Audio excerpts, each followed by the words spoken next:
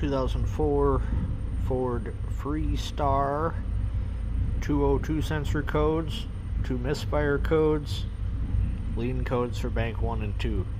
What are we replacing? What are we fixing? Barrow's in a reasonable range. It's actually a little high.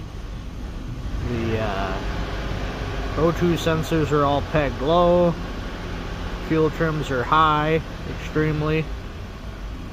And there's our other O2 sensor. Oh, the thing just stalled. Obvious. Okay, so we found the major issue and fixed it. You can see there's still an issue going on, and I was able to prove what the other issue is pretty quickly and easily as well by adding some propane to a strategic spot.